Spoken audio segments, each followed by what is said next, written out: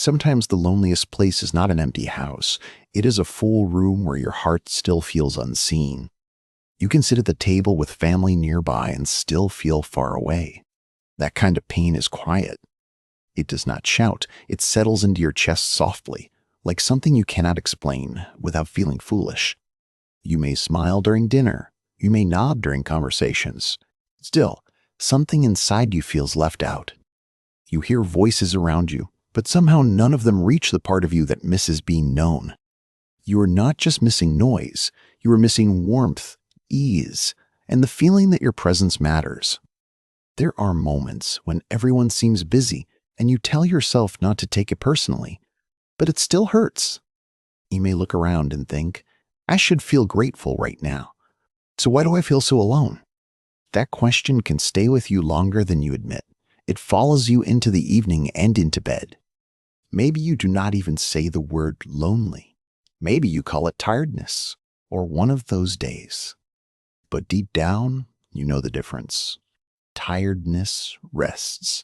This feeling sits beside you and does not leave. It can happen on a Sunday afternoon. The house is quiet, but not peaceful, just strangely distant. It can happen after a family visit. The door closes and the silence feels heavier than before. It can happen in the middle of a phone call. Someone talks to you but not really with you. It can happen when your children visit and seem rushed. Their love is there, but their time is not. It can happen when grandchildren are close by, laughing, moving fast, living in a world that feels far away. You may sit in your chair with the television on low, not because you are watching, but because silence feels too sharp. You may wake up and listen to the house before getting out of bed. Some mornings feel longer than others. You make your coffee. You move slowly through the kitchen. No one asks how you slept. You glance at your phone. No missed calls, no new message. You tell yourself everyone is just busy. You may stand at the window longer than usual. The street moves. The day begins, but your own life feels paused. Maybe you used to have small daily talks, a spouse in the next room, a friend who called often. Maybe you once belonged to steady routines, a job, a church group, neighbors, errands, voices that knew your name. Now some of those voices are gone, others faded quietly, without a clear reason, without a goodbye. That loss does not always come from death. Sometimes it comes from change, distance, or simply time moving on.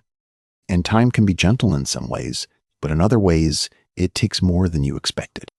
If this feeling has been living in your days, stay here a little longer. You do not need to push it away. You do not need to act stronger than you feel. You do not need to explain yourself perfectly. Sometimes it helps just to hear the truth said clearly. What you feel makes sense, even if others miss it. Life changes in ways no one prepares you for. Not fully, not in the small emotional ways that matter most.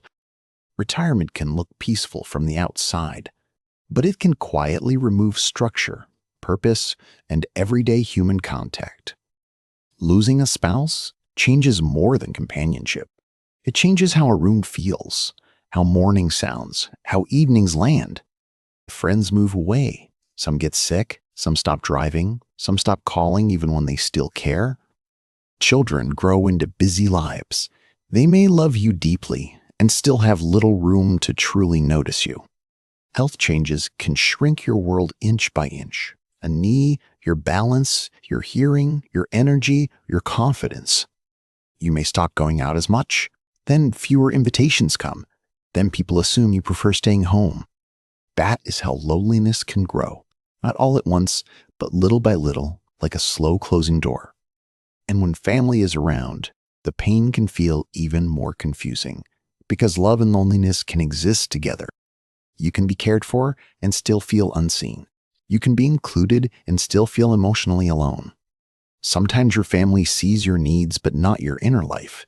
They help, but they do not always connect. They ask if you ate.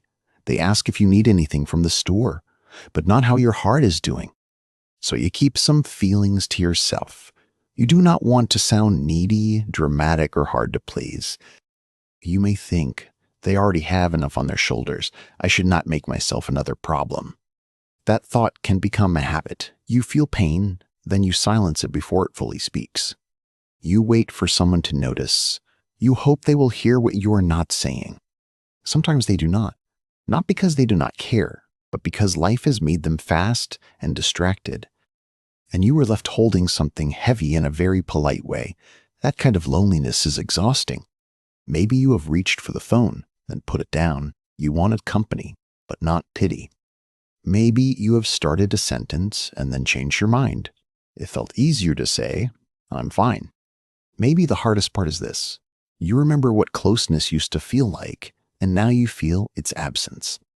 You remember being asked for advice, being needed, being part of everyday life, not just special occasions. Now, there may be long spaces between real conversations, long spaces between being truly listened to. That can make you feel as if your life has moved to the edge, as if you are nearby but not inside. If you are honest, there may be moments when you wonder, when did I become so easy to overlook? That question hurts because it touches dignity, not just loneliness, but the fear of becoming forgettable. And if you feel that way sometimes, please hear this clearly. It does not mean there is something wrong with you. It does not mean you are too sensitive. It does not mean you expect too much from love. It means you still need real human closeness. That need does not disappear with age. It stays deeply human. Take one quiet moment and think about this. When do you feel it most? Early morning or late evening? Is it after family leaves? Is it during a visit when everyone is together but no one really slows down? Is it when your phone stays silent? Is it when you have something to say and swallow it instead? You do not have to answer out loud. Just noticing the moment can already tell you something important. Because once you notice the shape of your loneliness, it becomes a little less foggy and a little more understandable. And when something becomes understandable, it also becomes easier to carry. Not easy, but easier. Hope does not always arrive as joy. Sometimes it arrives as one small, truthful thought. The thought may be this: feeling alone does not mean your life is over or empty. It means something in you still wants warmth, meaning, and connection. That is not weakness. That is life. There is still room for comfort in your days. There is still room for new ways of being close. It may not look exactly like the past. It may not sound the same or happen as often. But meaningful moments are still possible. So is peace. So is being understood again. Sometimes the first helpful step is very simple. Name the feeling honestly, at least to yourself. Not bored, not fine, not just tired. Say it gently. I feel alone today. There is something powerful in plain truth. It stops the heart from carrying a whole burden in silence. You do not have to make a speech. You do not have to explain every reason. Just being honest with yourself can soften the shame, and loneliness often grows where shame stays hidden. Another gentle step is this. Notice the times of day that hurt the most. Maybe evenings feel longer. Maybe weekends feel empty. Maybe holidays leave a sore place behind. When you know your harder hours, you can care for them better. You can stop being surprised by the ache. That care can be very small: a plain phone call, a walk to the mailbox, music during supper, a favorite mug, a warm lamp, a short visit to the porch, a simple reason to get up and move. These things do not solve everything, but they tell your heart, I will not abandon you today. Another step is reaching out in a smaller way than you may think. It does not have to be dramatic. You do not need the perfect words. You can send a short message that says, thinking of you today. You can call and say, I just wanted to hear a familiar voice. That is enough. Real connection often begins with small openings, not grand ones, just one true moment between two people. And if someone does not respond the way you hoped, try not to turn that into your worth. Silence from others can mean many things: busy minds, bad timing, personal stress. It does not define your value. Your value is not measured by how quickly a phone lights up. It never was. You are not precious only when others needed you. You are not important only when the house is full. Who you are still matters on quiet days. It matters in ordinary clothes, in slow mornings, in silent rooms. Another gentle practice is protecting one small routine that belongs only to you. Something steady, something kind. It might be watering a plant each morning, reading a page after lunch, sitting outside before sunset. A simple routine can remind you that your day still has shape, your life still has rhythm. When the world feels less connected, rhythm becomes a form of comfort. It gives the hours somewhere to go. There is also something else worth remembering. Family love does not always come in the form you need most. Some people show love through tasks, their groceries, rides, repairs, quick check-ins, practical help. That can still be love, even when it leaves your heart wanting more, wanting conversation, wanting presence. If you can, try putting one small feeling into words, not all of it, just one honest piece. You might say, "I miss talking with you," or "I feel the evenings more these days." That kind of sentence is soft but clear. It gives your loved one a doorway. They may not understand everything at once, but sometimes one simple sentence can change the whole tone. And if they do not fully understand, that does not erase your truth. Your feelings still deserve respect. You are allowed to need warmth. You're allowed to miss deeper closeness. You are allowed to say so. Please do not tell yourself you are a burden just because your heart still wants company. A burden is not what you are. You are a human being carrying years, memories, losses, and love. You have lived long enough to know that silence can hide a lot. So can a calm face. That is why this matters, because someone can look strong and still feel deeply alone. If that someone is you, I want to say this as clearly as possible. You are not invisible. You are not too old to be understood. You are not too much for needing tenderness. You are not failing because family life feels different now. You are living through a hard emotional shift.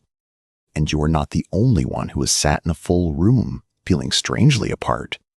Still, this is not about crowds or numbers. It is about your heart and your life. And your life still deserves gentleness. It still deserves moments that feel warm, real, and shared. Even now, there can be a better tomorrow than today. Not perfect, just softer, more connected, more honest. A single good conversation can change a whole week. One small invitation can bring light back into a day. One new habit to make evenings kinder. One truthful sentence can make you feel less alone in your own home. So tonight or tomorrow morning, be a little gentle with yourself. Notice your heart instead of judging it. If the house feels quiet, let that truth be real without calling yourself weak. If family love feels present but distant, let yourself admit that too. Both things can be true. And if you have been carrying this silently for a long time, maybe this is your moment to soften.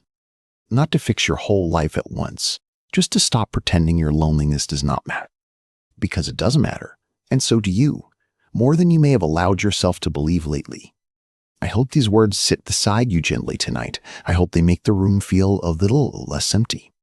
If this spoke to your heart, you can stay connected here. You can like this video or subscribe quietly. And if you want, leave a simple comment with just a few words, even something like, "I understand this." Sometimes a small message is enough to remind you that your heart has not been speaking in silence.